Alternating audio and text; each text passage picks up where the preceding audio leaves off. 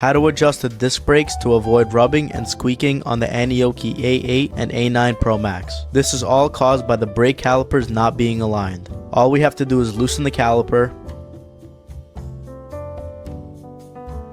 squeeze the brake, and tighten the bolts at the same time. As you can see, I'm holding the brake while tightening calipers, so the brakes are perfectly aligned when I tighten them. For the rear, it's the exact same thing. Loosen these two bolts, squeeze the rear brake, and while squeezing, tighten up the bolt at the same time. There you have it, your brakes are perfectly aligned and you'll have no more squeaking or rubbing.